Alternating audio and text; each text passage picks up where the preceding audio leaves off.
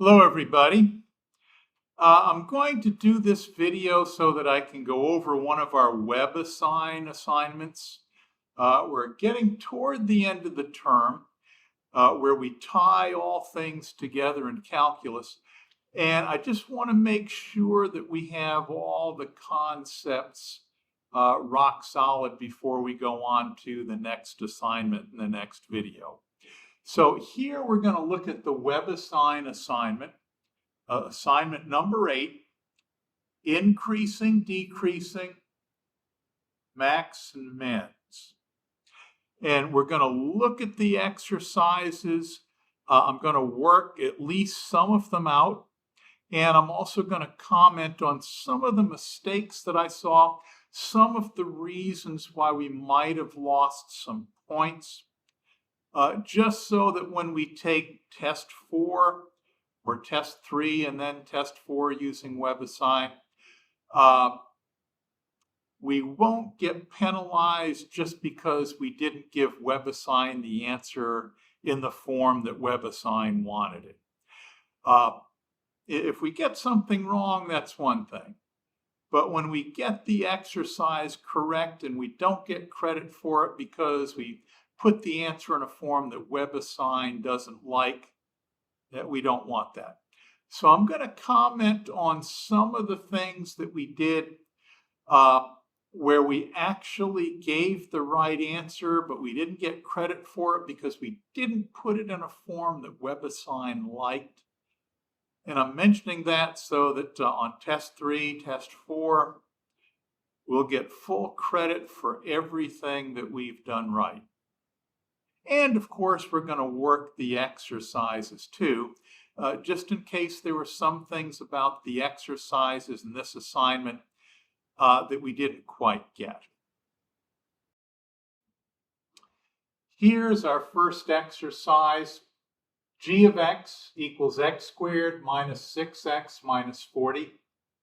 Identify the open intervals on which the function is increasing or decreasing. And let me just make this observation. Our answer is going to be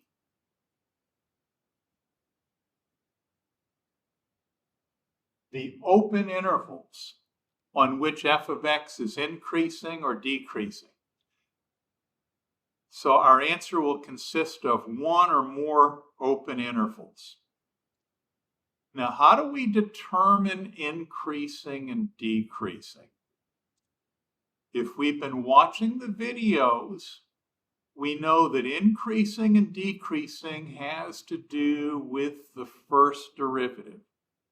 So let's compute the first derivative. And you know what? Let me sort of do this in outline form like I have in the other videos.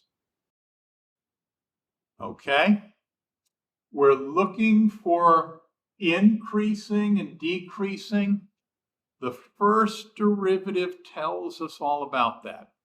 And maybe I should just say the derivative tells us all about that.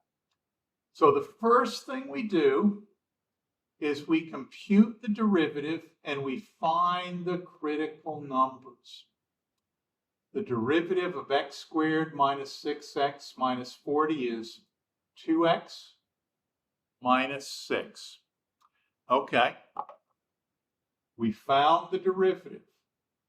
Now we have to find the critical numbers.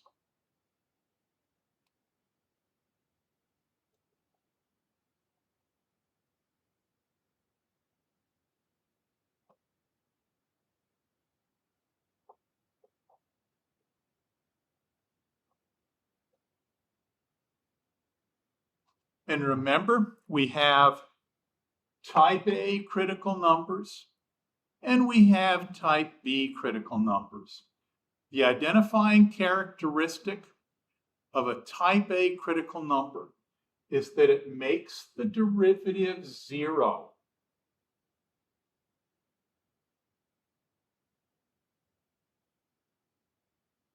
So we set the derivative equal to 0.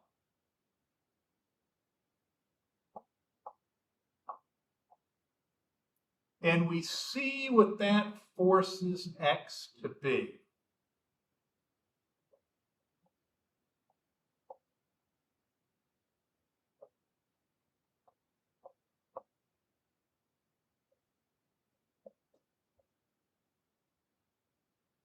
Let's see, can you see that? Yes, okay.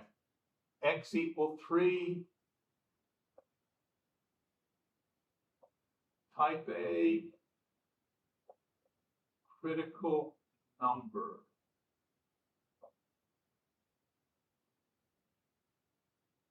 We're also obligated to consider type B critical numbers.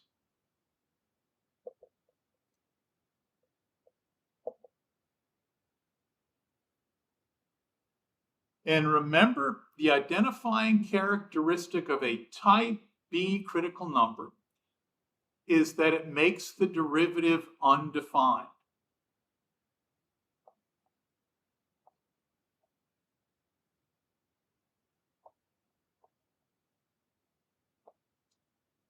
And usually that means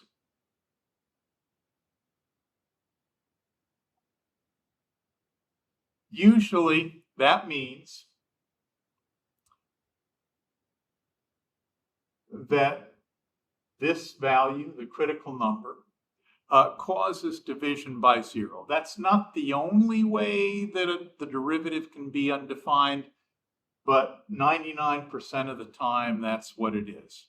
The first derivative is undefined. We have division by 0. Well, let's see. Here's our derivative, and we have 2 times x minus 6. There's no division here anywhere. So it's not possible to divide by 0. We ain't got no type B critical numbers.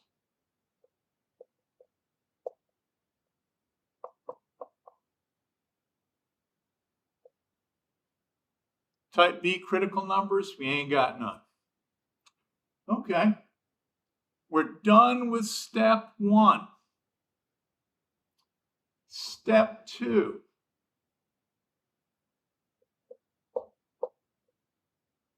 And forgive me, I'm going to take time out for a second.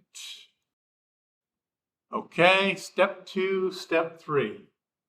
Step 2, draw a sign graph of G prime using the critical numbers to partition the x-axis into subintervals. And right on the heels of that, step 3, in each subinterval, choose a test value to plug into the derivative. I'll keep steps 2 and 3 up on the board. I'm going to erase all of this other garbage because I don't have any more room to write. Okay, here's our sign graph of the derivative. And step 3 says, let's see. Notice we used our critical number, 3, to partition the x-axis into 2 separate subintervals.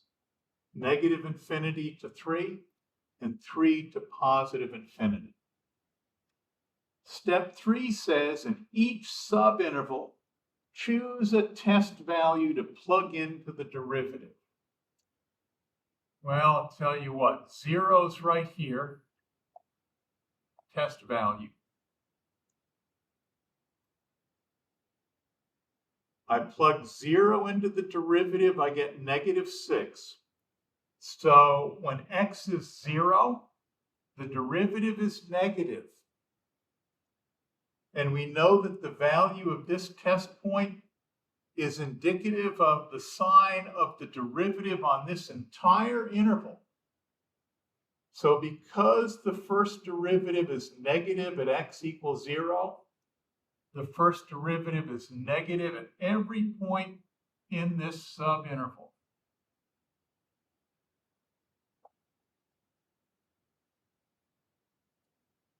Wonderful, wonderful. Okay.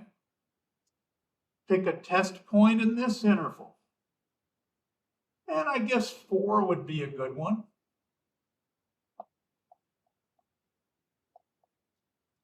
I take the test value and plug it into the derivative, and I get 8 minus 6 is positive 2, and it's the positive that I care about.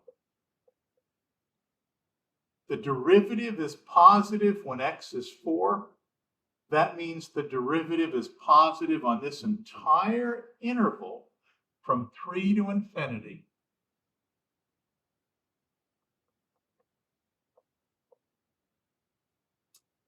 Cool. Okay.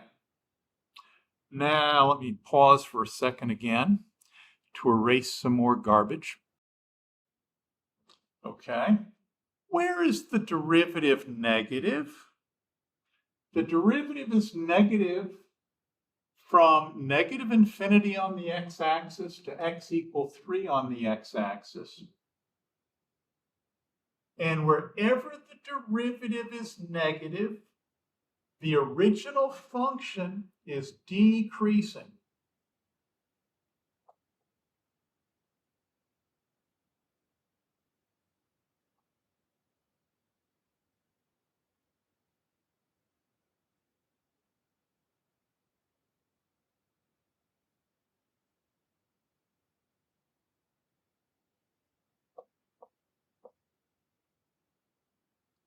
And I'll give a parenthetic explanation. It's because g prime is negative on that interval.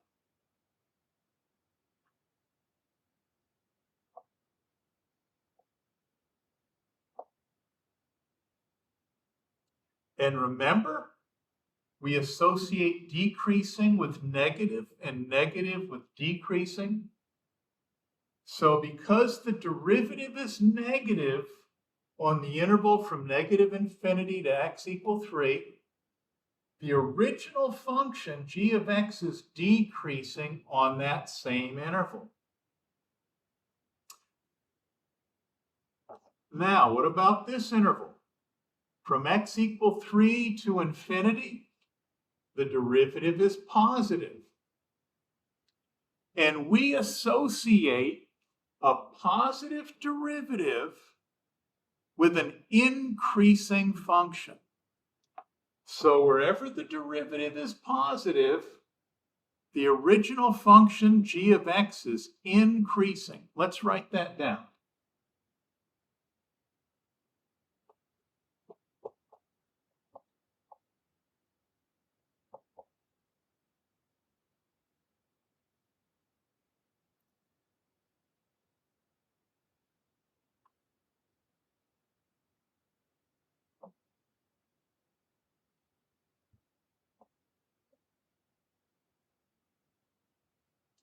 G of x is increasing on the interval from 3 to infinity, and we'll give a parenthetic explanation as to why.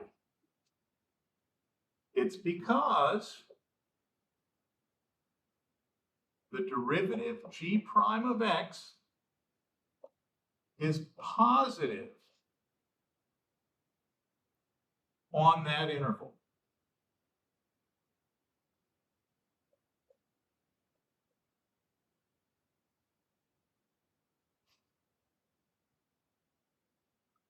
Okay, we got one exercise whipped. Some of us did most of the work correct on this, and then we got hammered when we put in our answer.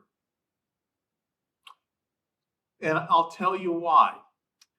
Some of us, instead of saying g of x is decreasing on the interval from negative infinity to negative 3, instead we wrote 3, negative infinity. Well, negative infinity isn't really a point on the x-axis, but it's a degree of unboundedness in the negative direction. If we head to the left without stopping, we're heading toward negative infinity. So if negative infinity is one of the endpoints, so to speak, of our interval, it's always going to go to the left of everything else. Isn't it true that we always put the lesser number to the left and the greater number to the right? Well, I'll tell you what, negative infinity sure isn't greater than 3. Some of us did everything right, but instead of putting the lesser value to the left, instead of putting negative infinity here and 3 here, we switched these. Some of us made the same mistake here. We put infinity to 3 instead of 3 to infinity. And the WebAssign grader said, nope, we can't excuse that, no credit. So I'm telling you this because, if we lose credit on the homework, we don't like it, but it's not going to kill us. We don't want to lose credit for doing something like this on a test, especially when we've done everything right up to this point. So negative infinity is always going to go to the left of anything else in that interval. So I saw this mistake a few times. And the unfortunate thing was, it looked like the people that made this mistake had done everything else perfectly until it came to this, and they just switched the endpoint, so to speak, and wrote it like this, and they lost credit. So that's something for us to be on the alert to guard against. And let's see, is there anything else that we should take from this? Maybe just a brief review. They asked us to find the intervals on which g of x was increasing and decreasing. So the first thing we did was we computed the derivative to find the critical numbers. And let's see, what was so important about finding the critical numbers? We may remember that if we're trying to determine where the function is increasing or decreasing, we want to find the critical numbers because a function can only change from increasing to decreasing at a critical number. If we ain't got no critical number, then the function can't change from increasing to decreasing. So if we're trying to find the intervals on which a function is increasing and on which it's decreasing, we gotta find the critical numbers because these are the only places, critical numbers, where the function can change from increasing to decreasing and vice versa. Okay, another example. Okay, here's a nice exercise. Consider the function f of x equals x squared minus 8x. Find the critical numbers of f and enter your answers on a comma-separated list. So if we have more than one critical number, I assume they'll want the critical numbers from least to greatest with a comma in between each one. Okay, how do we find the critical numbers? Compute the derivative, right? Okay.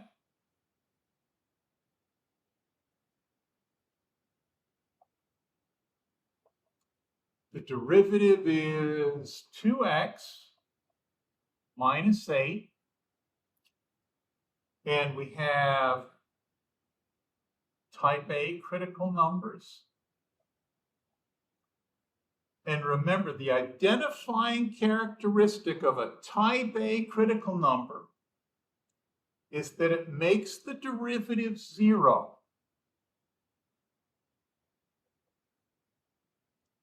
So what we do is we set the derivative to 0.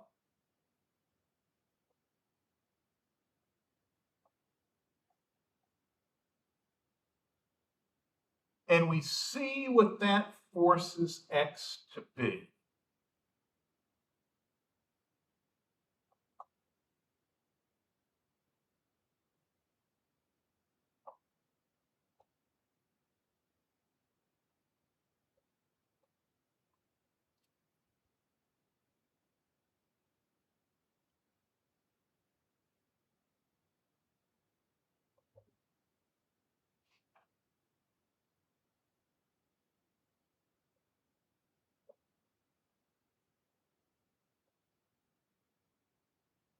We have one type A critical number, x equal 4.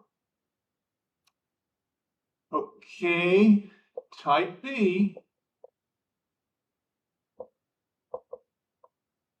And a type B critical number makes the derivative 0.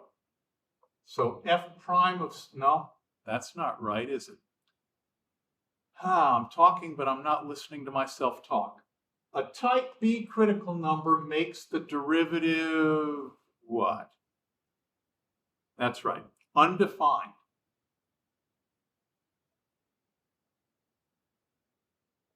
And most often that happens when the derivative has division by 0 at this value of c. Well, here's our derivative. 2 times x minus 8. I don't see division there anywhere, do you? We're not dividing anywhere here, so there's no way that we can divide by 0. This is another one of these type B critical number situations. Ain't got none. We have one critical number in this case, x equal 4. It's a type A critical number. But wait, we're not done. There's a part B and a part C to this exercise also. So hang on. Part B.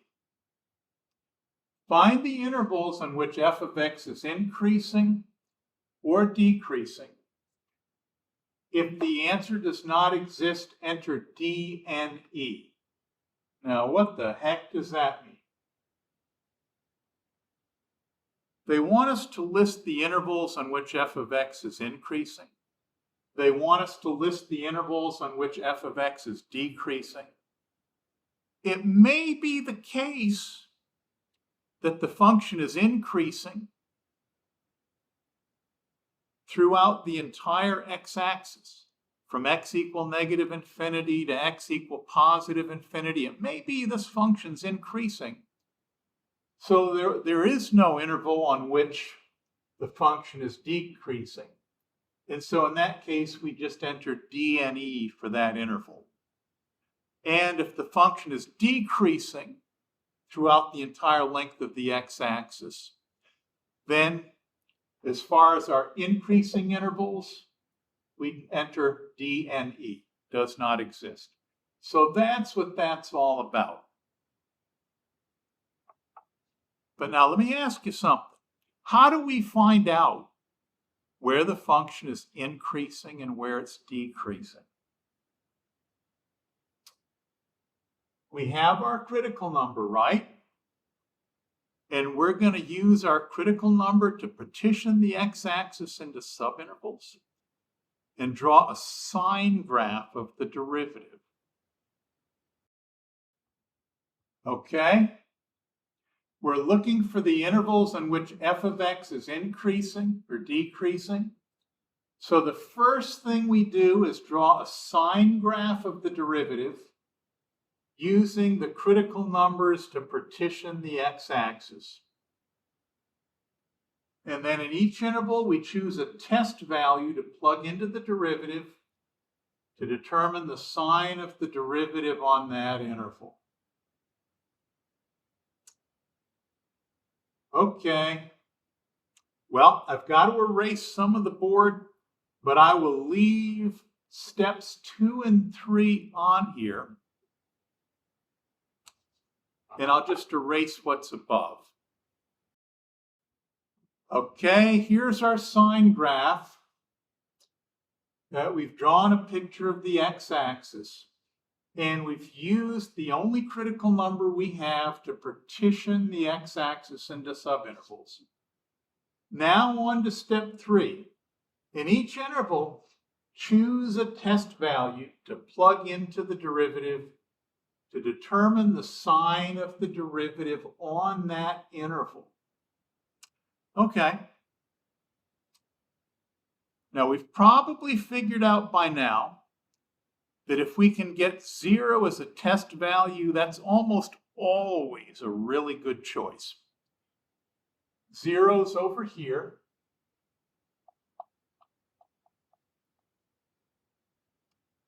We plug 0 into the derivative and we get -8. When x is 0, the derivative is negative.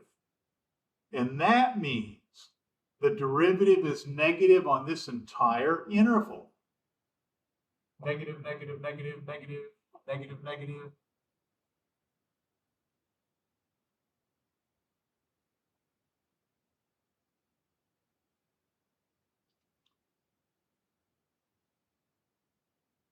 Okay. Now we'll pick an x value on this interval.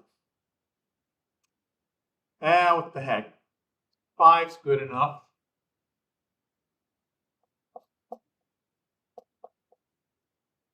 I plug 5 into the derivative, I get 10 minus 8, which is positive 2. I don't really care about the 2 that much. I really care about the sign, plus or minus. When x is 5, the derivative is 10 minus 8. The derivative is positive 2. That means the derivative is positive on this entire interval.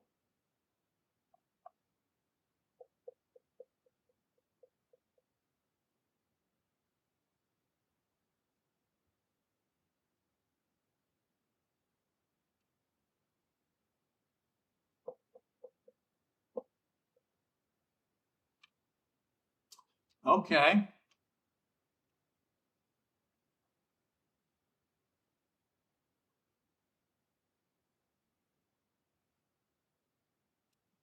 Now, have we done what they wanted us to do? Let's see. They said, find the open intervals in which the function is increasing or decreasing. And they actually give us a box.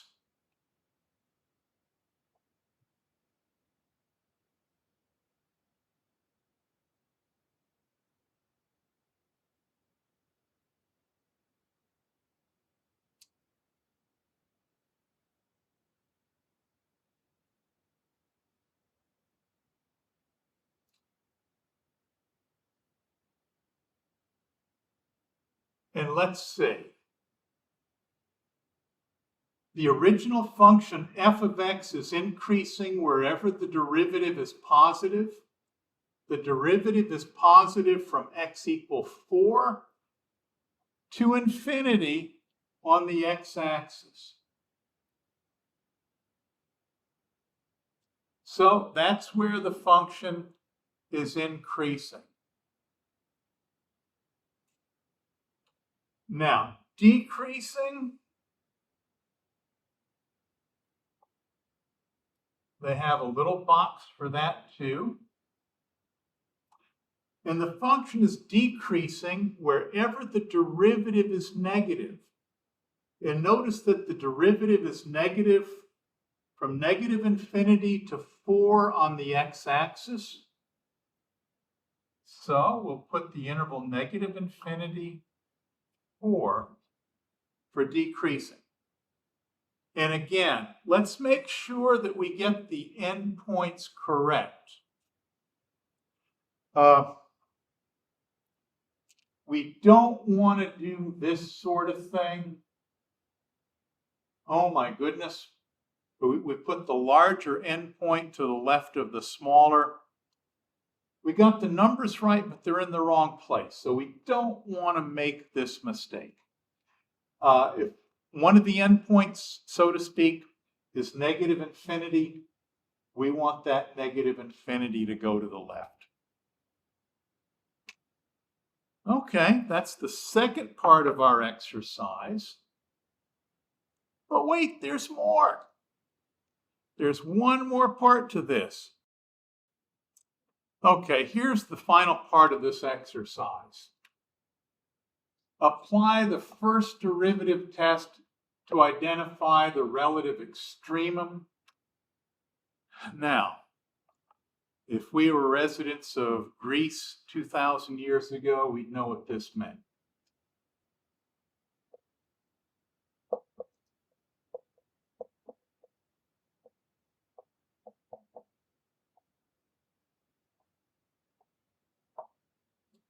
When they say relative extremum, they mean relative maxes and relative mins.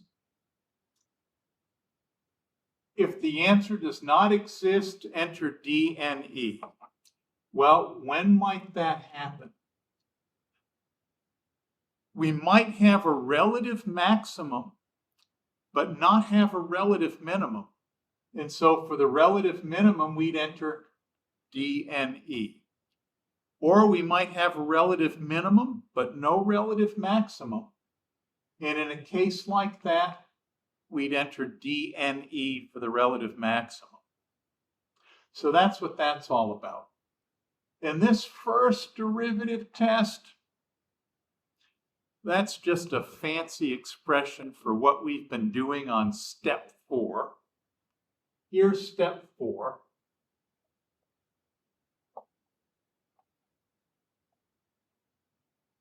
Sketch a rough graph of f of x. Now, before we knew calculus, whenever we sketched a graph, we'd use the x and y axes as our references in our frame of orientation, primarily because we didn't have any other alternatives. But now we do. And usually what we use as a frame of reference for our graph is to choose values of x where something important happens. And you know what important thing happens? The function changes from decreasing to increasing at x equal 4. And x equal 4 is our critical number. They don't call critical numbers for no reason at all. Sometimes the word critical is used to describe something of high importance. That's the sense that we apply to the term critical number. We expect important things to happen to a graph at a critical number. So our frame of reference, when we sketch the graph of f of x, our frame of reference is going to be the critical number x equal 4.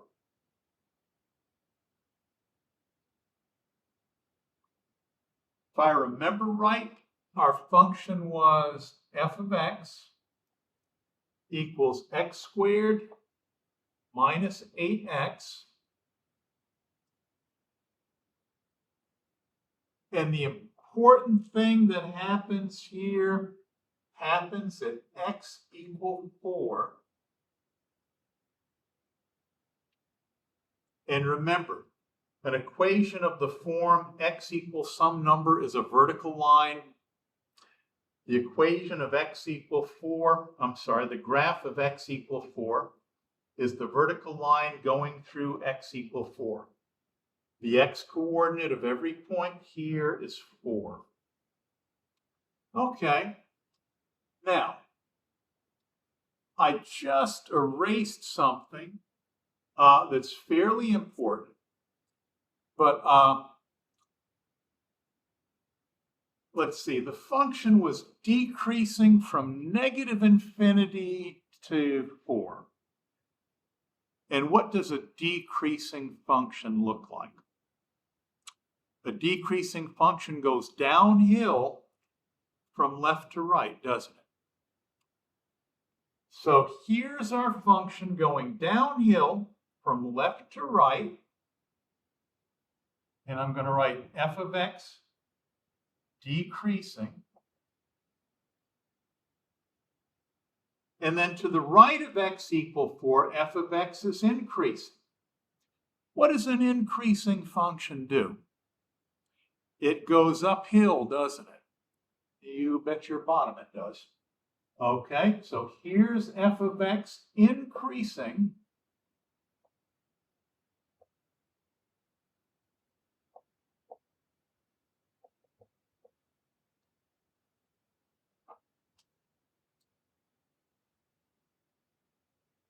And what were we supposed to do in this part of the example? It says apply the first derivative test. Sketch a rough graph of f of x based on what we've already established. That's the first derivative test. To identify the relative extremum, in other words, the relative max and the relative min. Well, how on earth do we find those? The relative min, if there is one, is the low point on the graph. Is there a low point on the graph? Absolutely. Right here at x equal 4, and f evaluated at 4, that's our relative min.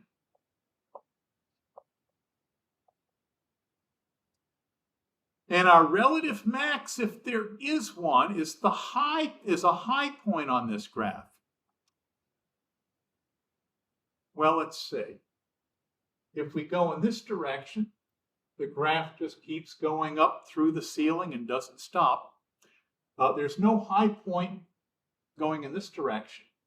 If we go along the graph in this direction, same thing happens. It just keeps on going up and up right through the ceiling.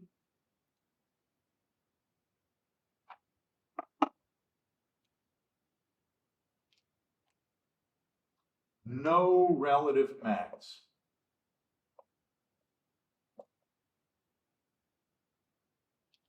Now, I'm not done yet. Essentially, we found our answer, but I need to give it in the proper context.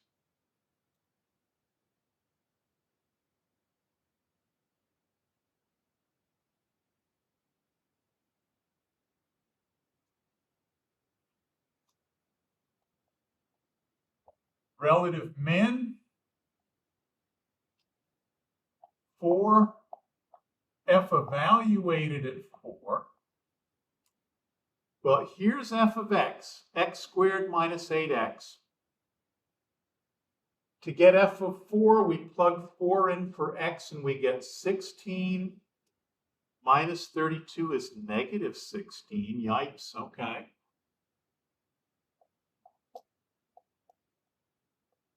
And let me just take a peek at that and make sure I did the computation correctly.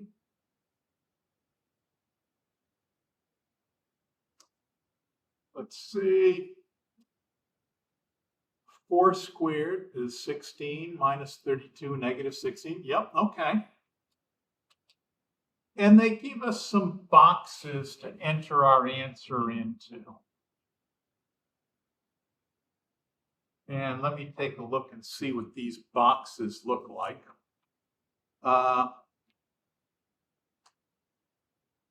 Relative maximum.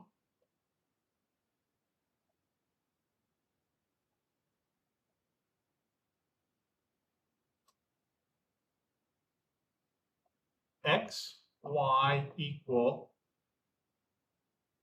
and they have open parentheses and then a box, and then closed parentheses. Okay. And relative minimum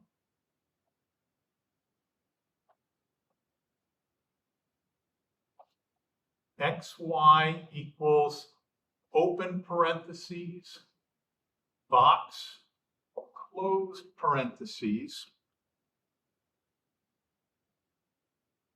Now, when they ask for a relative maximum or a relative minimum, they're looking for a point on the graph of the original function.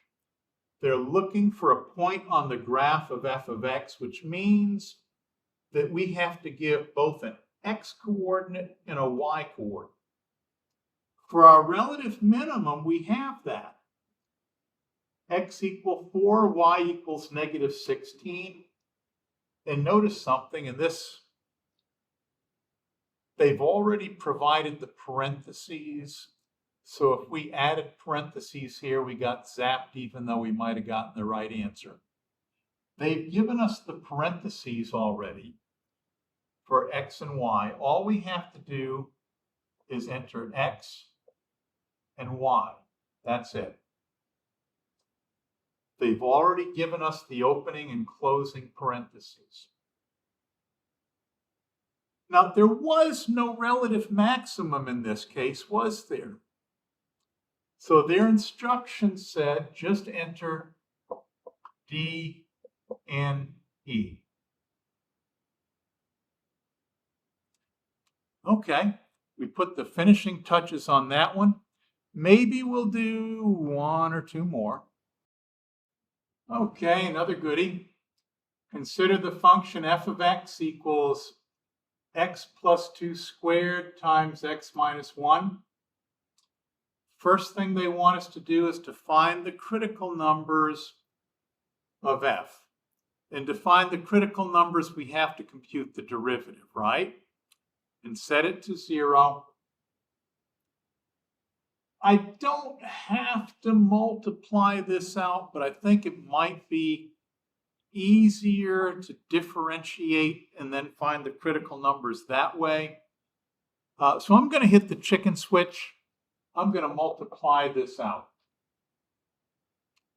And I guess I'll do that up here.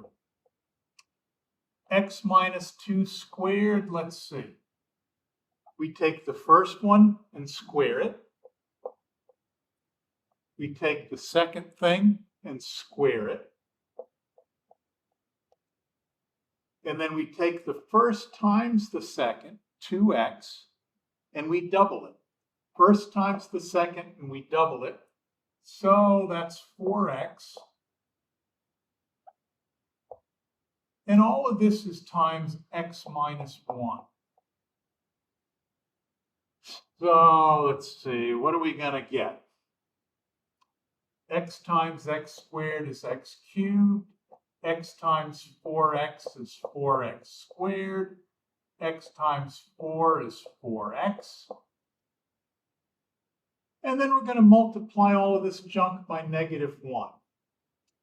Minus x squared minus 4x minus 4. And we add them all up. X cubed plus 3x squared minus 4. Okay. This is f of x. F of x, when we multiply it out, is x cubed plus 3x squared minus 4. I want the critical numbers. That means I have to compute the derivative. F prime of x is 3x squared plus 6x. There's my derivative.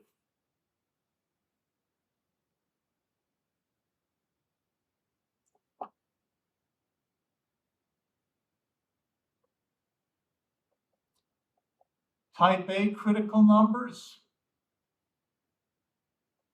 A type A critical number makes the derivative equal to 0. So we'll set the derivative equal to 0.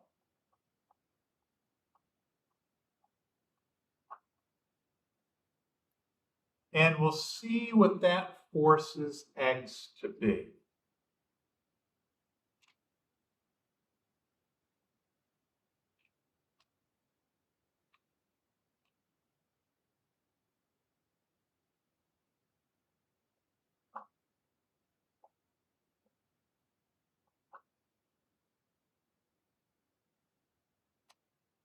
What do we have for a common factor? Both of these terms have a common factor of 3x. If I factor 3x out of the first term, I have x left. If I factor 3x out of 6x, I have 2. And that means either x equals 0. Okay. That means either 3x equals 0 or x plus 2 equals 0. And that means x equals 0 or x equals -2.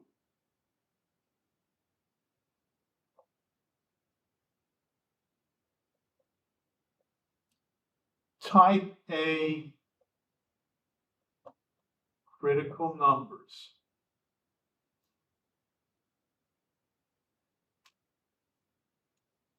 Type B, we haven't seen any type B critical numbers lately. Or I guess we haven't seen any at all, have we? Here's the derivative. We're looking for a value of x that causes division by 0 in the derivative. Here's our derivative. 3 times x squared plus 6 times x. There's no division there. We're not going to have a type B critical number. Okay.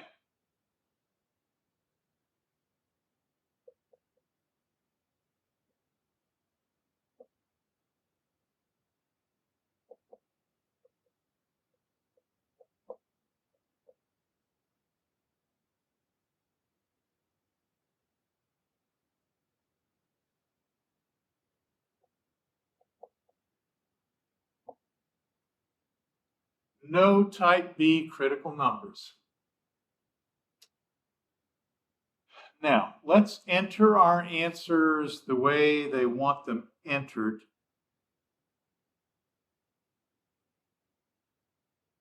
It tells us to enter these numbers in a comma-separated list. Okay. They have a little box. It says, enter the numbers in a comma-separated list. And I'm going to put the smaller one to the left and the larger one to the right. I'm going to do this, -2, 0. Just in case they want the critical numbers going from least to greatest. So here are our critical numbers. B, find the open intervals on which f of x is increasing or f of x is decreasing. And what do? We draw the sine graph and plug in test values for x in each interval. Find the open intervals in which f of x is increasing or decreasing, etc. We do that by drawing a sine graph of the derivative, and in each interval, choose a test value to plug into f prime. Well, let's see. 0 is one of our critical numbers, so we can't use that as a test value. So let's see. What am I going to do? You know what? 10's a pretty good number. It really is. If I plug 10 in for x, I'll get 30 times 12 is 360. Okay. Now, do I really care about the 360 or do I just care about it being positive or negative? You're right. I just care about the sign, positive or negative. The derivative is positive 360 here, but all I really care about is the fact that the derivative is positive here.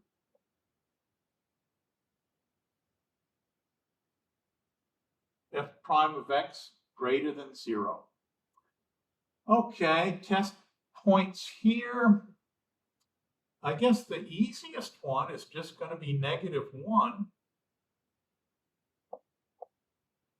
If I plug -1 in for x, this becomes 1. -3 times 1 is -3. And all we really care about is the sign plus or minus. The derivative is negative. And over here, what the heck? I'll pick, well,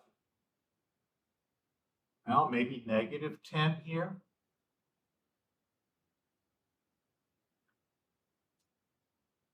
And I'll get -30 times -8 is positive 240. -30 times -8, negative times negative is positive 240. And I don't really care about the 240. I just care about the fact that the derivative is positive right here. Whoops. I didn't do that the way I did the others.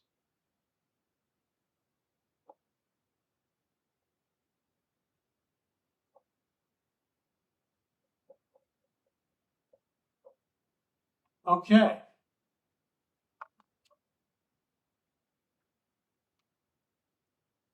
Now they have some boxes for me to enter the answers in.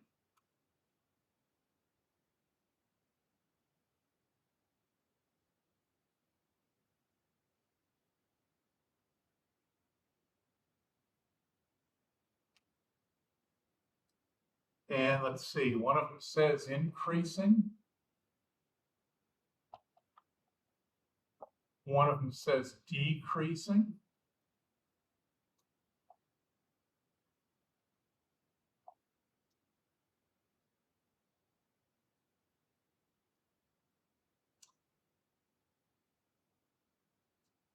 The function is decreasing wherever the derivative is negative, and that happens between -2 and 0.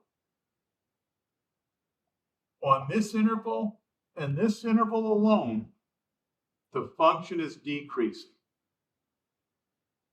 Here, the derivative is positive, so on this interval, the function is increasing.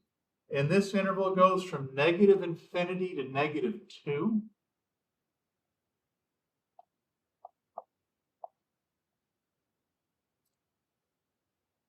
And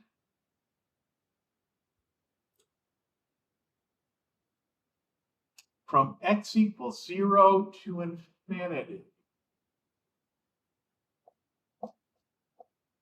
And I better read my instructions carefully to make sure that I enter the answer in a form that they're expecting. Let's see, find the open intervals on which the function is increasing or decreasing. Enter your answers in interval notation. Okay. Well, they didn't say separate by a comma, but I have a feeling they want it that way. So those are our answers, increasing and decreasing. Looking good.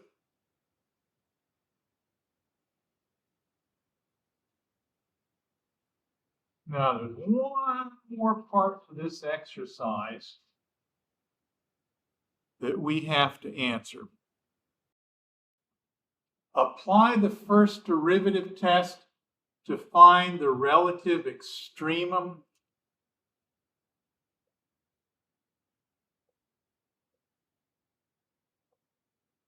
Relative extremum, that means relative maxes and relative mins. That's what they want.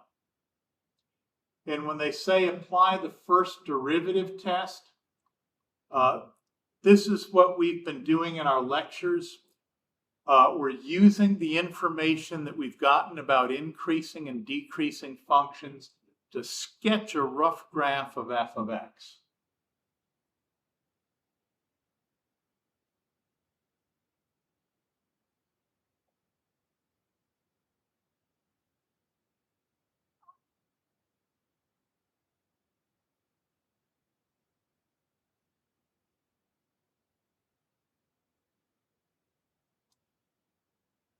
So that's what we're going to do, based on what we've already discovered.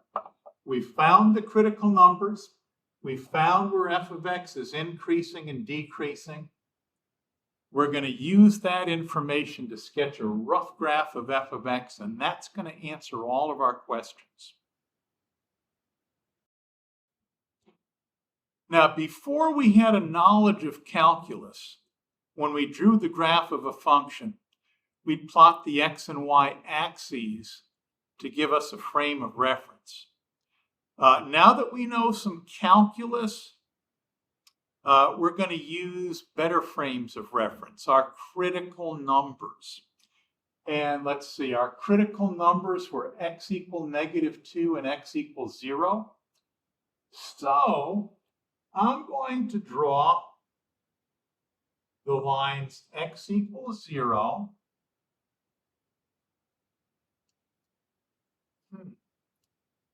and don't be stupid like I am. Put the lesser of x value to the left. X equal -2 over here. X equals 0 over here. Okay. Now, we'll use the information that we've already gotten to draw this graph. F of x equals x plus 2 squared times what? X minus 1. Okay. We're graphing this function. And we know that the function is increasing or going uphill from x equal -infinity to x equal -2. What does an increasing function look like? It goes uphill, right? From left to right. So from x equal -infinity to x equal -2, this graph is going to go uphill from left to right. F of x increasing.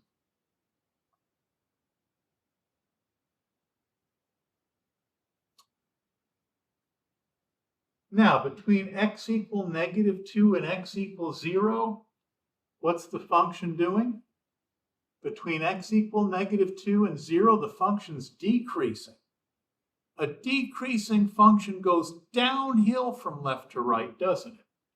So here we go, downhill, decreasing.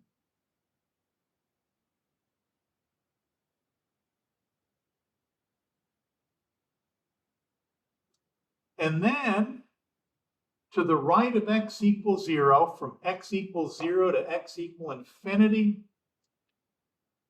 the function's increasing again, so it goes uphill. Increasing. Okay.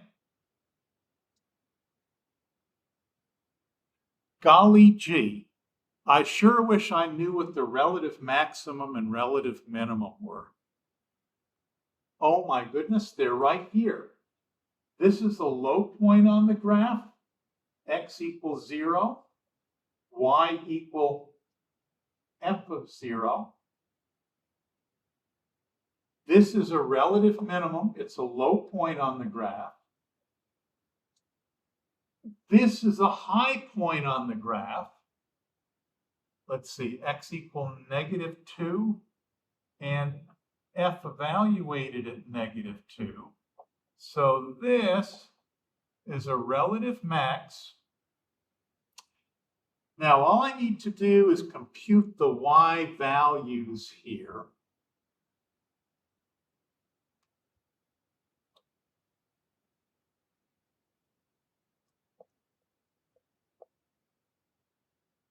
And let's see, what do the little boxes say where they want us to enter our answer? Relative maximum.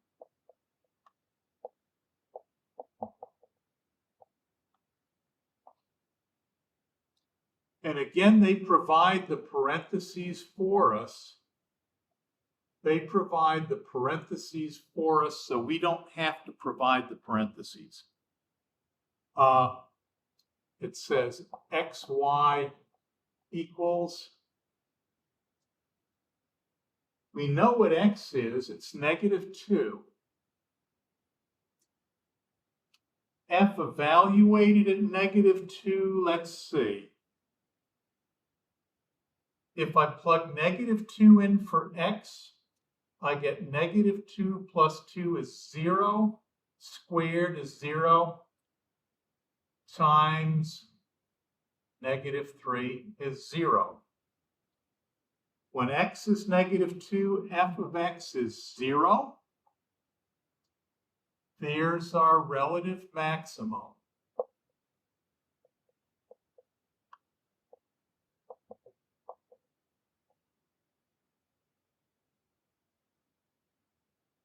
Again, they provide the box for us. They provide the parentheses and the box for us. We just give the x and y coordinate. At x equals 0, we have a relative min. So the x coordinate is 0.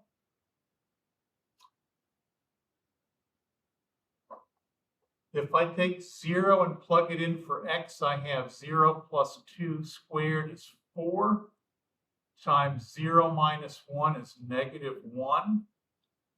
So I should get -4.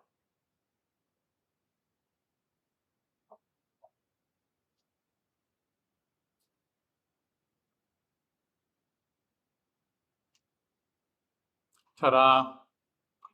Okay, if you're up for it, we'll do one more exercise because we haven't done an exercise yet that has a type B critical number. And we need to do that. Okay, this one's going to give us a type B critical number. Consider the function f of x equals x plus 7 quantity raised to the 2/3 power. First thing they do is tell us to find the critical numbers of f of x. So we compute f prime of x. This is a function raised to a power. So we do the power rule as usual.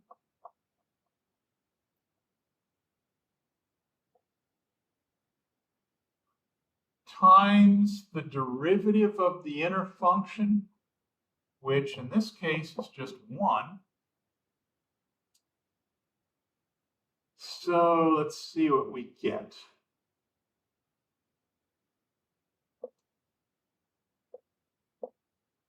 I can make this exponent positive by bringing the x minus 7 to the denominator and changing the sign of the exponent. So that's our derivative. And you know what? I like the form that we have it in. This is going to be a good form to work with.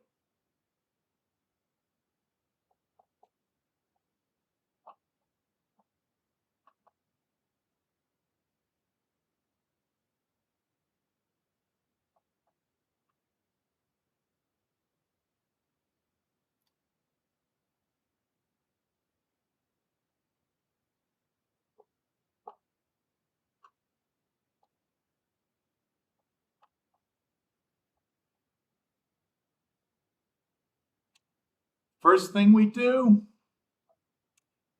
we look for our type A critical numbers. And you know what? Here's our derivative. It's a quotient. And let's look at it this way.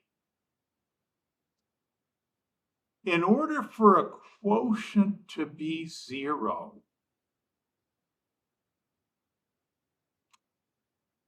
what does the numerator have to be? For example, how many halves equal a 0? How many halves equal 0? 0 halves, right? How many thirds equal 0? 0 thirds.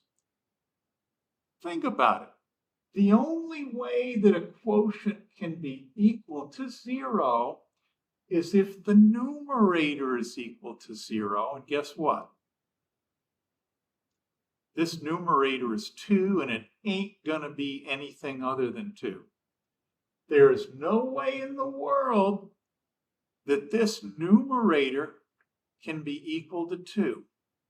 So this expression, f prime of x, can't equal 0.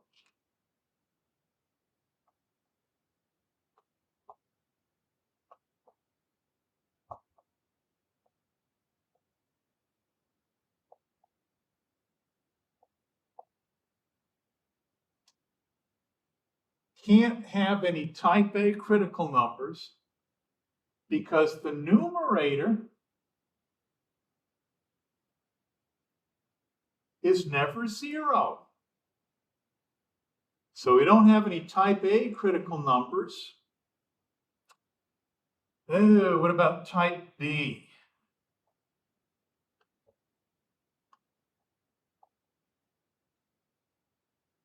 F prime of C, undefined.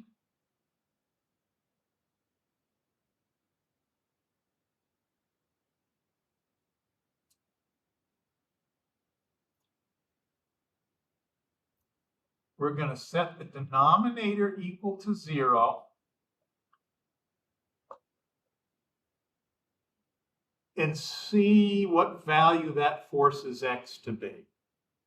The only way we can have a type B critical number is if the denominator is 0. And let's see. That means that 3 times x plus 7 to the 1/3 equals 0. And that means x plus 7 to the 1/3 equals 0.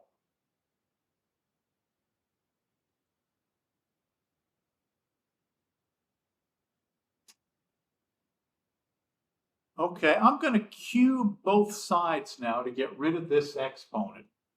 I'm going to cube both sides.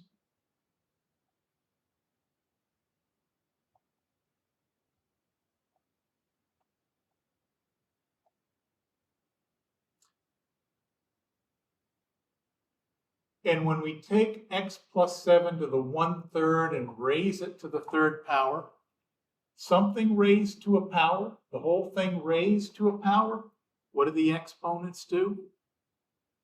Right, they multiply. 1/3 times 3 is just 1. So what we get is x plus 7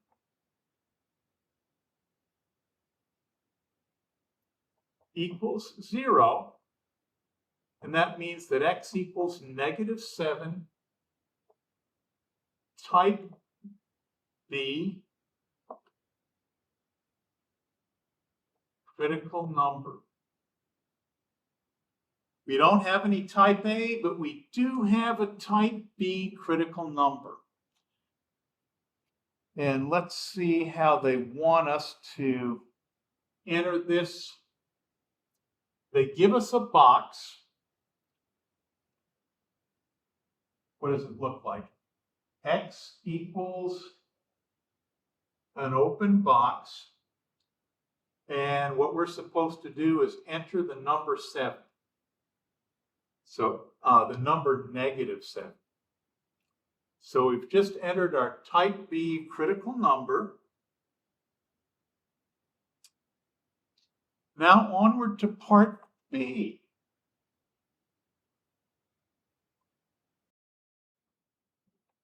Part B of the exercise says, find the open intervals on which f of x is increasing or decreasing.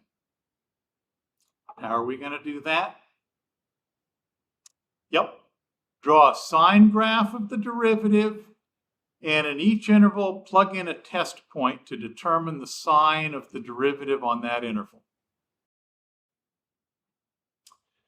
Okay, find the open intervals on which f of x is increasing or decreasing. We draw the old sine graph of, oops, this is wrong, isn't it? We draw a sine graph, not of f of x, but a sine graph of the derivative, f prime, right? Draw a sine graph of f prime of x using the critical numbers, in this case, -7, to partition the x-axis. And then in each interval, we pick a test value to plug into f of x. Okay, well, let's see.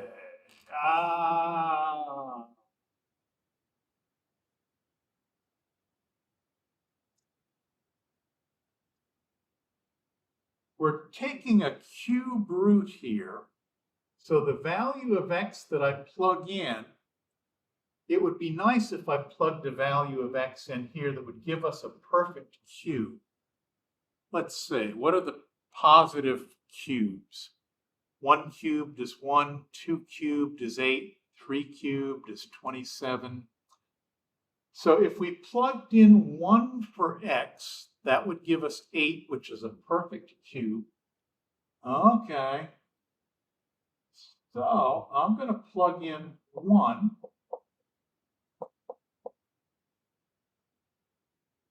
1 plus 7 is 8. The cube root of 8 is 2. So I have 2 over 3 times 2 is 1/3. Now, do we really care about the 1/3? No. But we do care about the fact that it's positive. When x is 1, the derivative is positive 1/3.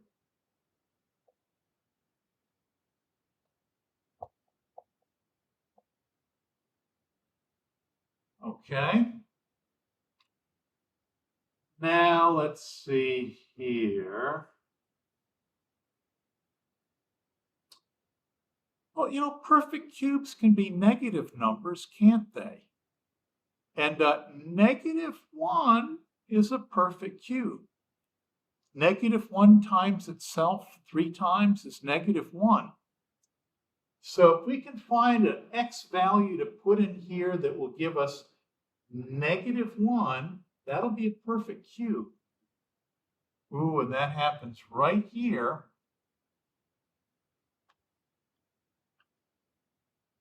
We'll let x equal -8 for our test value. -8 plus 7 is -1. The cube root of -1 is -1. So I'm going to have 2 over 3 times -1 is -2/3. And we don't really care about the 2/3. We really care about the negative. F prime of x is negative over here. Okay.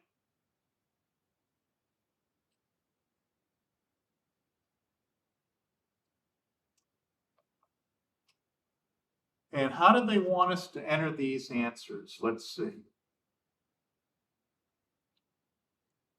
They have the word increasing.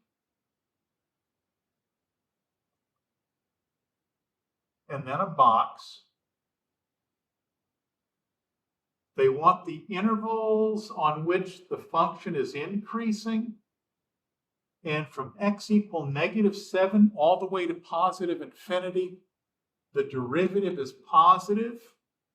If the derivative is positive, then the original function is increasing. So from x equal -7 to infinity, this baby is increasing.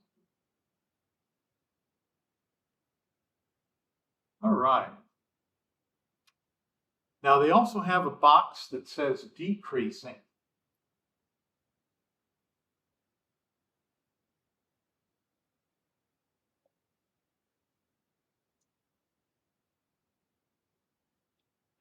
And a function is decreasing wherever the derivative is negative.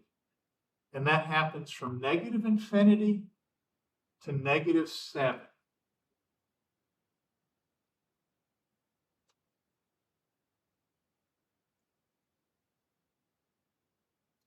Beautiful.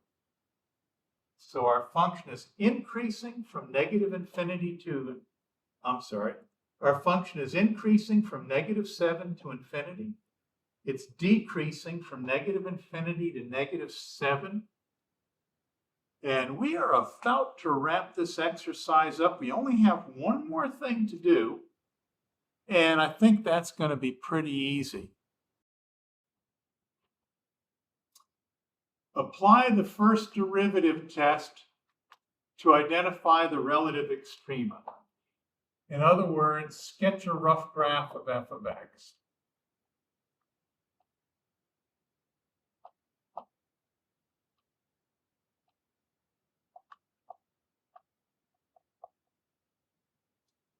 And remember what our frames of reference are when we sketch this rough graph of x?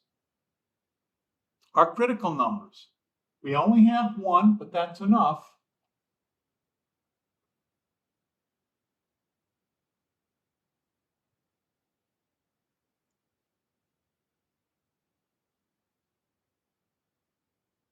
This line represents x equal -7. And for x greater than -7, from x equal -7 to infinity, over here, the function is increasing. What does an increasing function look like? Goes uphill, right? Okay. And to the left of x equals 7, from -infinity to -7, this thing's decreasing. A decreasing function goes downhill.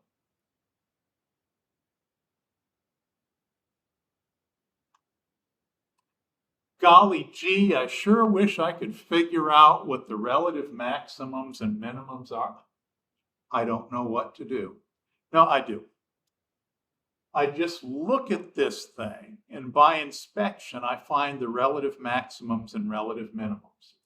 Here's the low point on the graph, right here at x equal -7. Whoops. And when x is -7, what is f of x? Let's see. F of x was x plus 7 to the 2/3. So when x is -7, f of x is -7 plus 7 is 0 to the 2/3 is 0. Okay. Here's our relative minimum. Now, what's the high point on the graph? If we trace the graph in this direction, the thing goes straight up, goes through the ceiling and into outer space. If we follow the graph in this direction, the thing goes up through the roof and into outer space. There is no greatest value of this function, no relative max. So, let's see what form they want the answer to be in. Relative maximum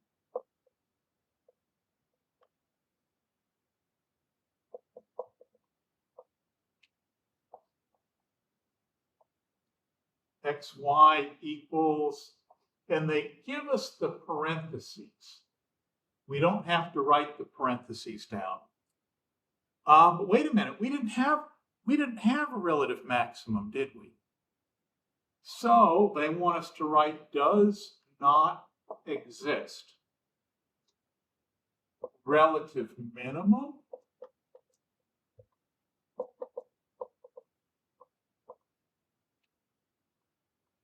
xy equals, again, they give us the parentheses, and the relative minimum was -7, 0.